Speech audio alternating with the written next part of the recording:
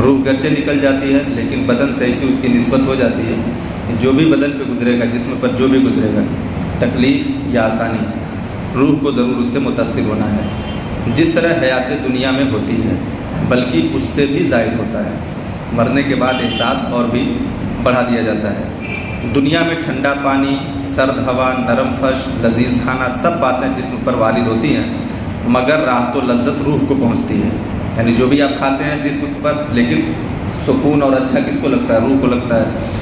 اس کے الٹا جسم ہی پر وارد ہوتے ہیں اور کلفت اور اذیت روح پاتی ہے، اور روح کے لیے خاص اپنی راحت و علم کے الگ اسباب ہیں جن سے سرور یا غم پیدا ہوتا ہے۔ بعین ہی یہی حالت ہے برزخ میں، یعنی جس طرح سے جو دنیا میں روح کو سکون یا تکلیف جو کچھ بھی پہنچتا ہے، مرنے کے بعد بھی جب ہماری اور آپ کی روح برزخ میں ہوتی ہے تو اس وقت بھی یہ تمام چیزیں اس کو محسوس ہوتی ہیں۔ مرنے کے بعد مسلمان کی روح حسب مرتبہ مختلف مقاموں میں رہتی ہے۔ دیکھیں آپ، کچھ لوگوں کی روحیں قبر پر رہتی ہیں، کچھ لوگوں کی روحیں زمزم شریف کے کنویں میں رہتی ہیں، بعض کی آسمان و زمین کے بیچ میں لٹکی ہوئی ہوتی ہیں، بعض کی پہلے دوسرے ساتویں آسمان تک ہوتی ہیں۔ یعنی روحوں کا یہ مقام ہے، کون سی روح کہاں کہاں کیسے رہتی ہے، جیسا جیسا اس کا مرتبہ اور مقام ہوتا ہے اس اعتبار سے یہ روحیں رہتی ہیں۔ بعض کی آسمانوں سے بھی بلند رہتی ہیں، اور بعض کی روحیں زیر عرش قندیلوں میں ہوتی ہیں۔ قندیل ایک فانوس کی طرح ایک لائٹ ہے، اللہ تبارک و تعالیٰ نے اس کو جلایا ہے، تو بعض کی روحیں وہاں رہتی ہیں، اور کچھ روحیں ایسی ہیں جو اعلیٰ علیین میں رہتی ہیں۔ یہ سب سے بلند مقام ہوتا ہے عام لوگوں کے روحوں کا، جہاں اعلیٰ علیین میں ہوتی ہیں۔ مگر کہیں بھی ہوں، اپنے جسم سے ان کو تعلق بدستور رہتا ہے، کہیں بھی رہیں وہ روح، لیکن جسم سے ان کا رشتہ ناتا جڑا ہوا رہتا ہے۔ جو کوئی قبر پر آئے اسے دیکھتے ہیں، پہچانتے ہیں، اس کی باتیں سنتے ہیں، بلکہ روح کا دیکھنا قرب قبر ہی سے مخصوص نہیں۔ اس کی مثال حدیث پاک میں یہ فرمائی گئی کہ ایک طائر پہلے قفس میں بند تھا اور اب آزاد کر دیا گیا۔ طائر مطلب پرندہ، قفس مطلب پجڑا، یعنی حدیث میں نبی نے فرمایا کہ روح کو ایسے سمجھو کہ ایک پرندہ جیسے پجڑے میں بند تھا اور اب آزاد کر دیا گیا، تو آزادی کے بعد تو جہاں تک چاہے اڑ کے جائے۔ ایسے ہی انسان کی روح کا معاملہ ہے، پہلے وہ ایک پجڑے میں قید تھی، اب وہ روح آزاد کر دی گئی اور اب جتنا چاہے گھومے پھرے۔ اب آپ ایک بات بتائیں کہ جب یہ عام روحوں کی ابھی بات ہو رہی ہے، یہ انبیاء اور اولیاء کی روحوں کی بات نہیں ہو رہی ہے، یہ ہمارے اور آپ کی روحوں کی بات ہو رہی ہے۔ عام روح جب اس طرح مقام رکھتی ہے کہ مرنے کے بعد ان کو ان کے الگ الگ مقام ہیں، اور پھر چلنے پھرنے اور جانے آنے کی جو بات ہو رہی ہے یہ اور قوت بڑھا دی جا رہی ہے، تو اگر سنی مسلمان یہ کہے کہ میری محفل میں غوث اعظم آتے ہیں تو کیا گناہ کر دیا اس نے؟ جب ہر روح جا سکتی ہے، اس کے مقام اس طرح ہیں، تو عام روحیں جب جا سکتی ہیں تو غوث اعظم کیوں نہیں آ سکتے؟ ہمارے نبی کیوں نہیں آ سکتے ہماری محفلوں میں؟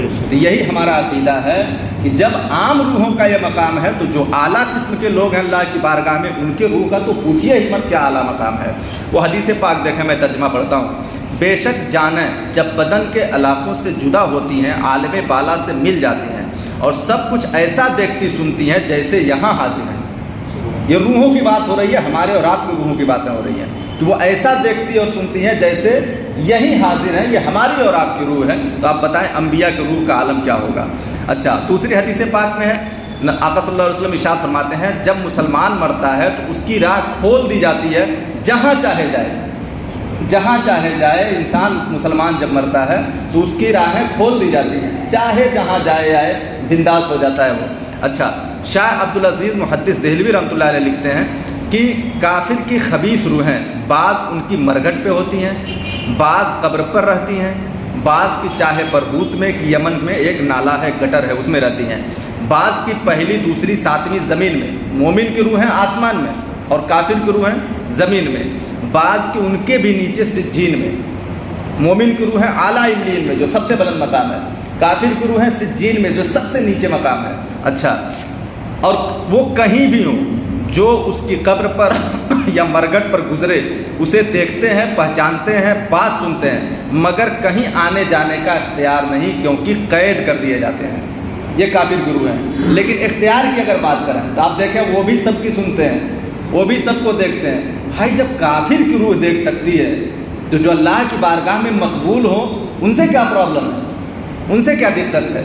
کافر کی روحیں بھی دیکھتی اور سنتی ہیں، ہاں کہیں جا آ نہیں سکتی، کیونکہ اللہ تبارک و تعالیٰ نے انہیں قید کر دیا ہے، اور اس قید کی وجہ سے وہ کہیں جا آ نہیں سکتی۔ تو یہ روحوں کا مقام ہے جو اپنے اپنے مقام پہ رہتی ہیں، اور اسی اعتبار سے ہمارا اور آپ کا عقیدہ ہونا چاہیے۔ عقیدہ بیان کیا ہوں، مسئلہ نہیں، یہ ہمارا اور آپ کا عقیدہ ہے کہ روحوں کا اس طرح مقام ہے، اس طرح آتے جاتے ہیں، اس طرح باتیں سنتے ہیں، تو یہ عقیدہ ہمارا اور آپ کا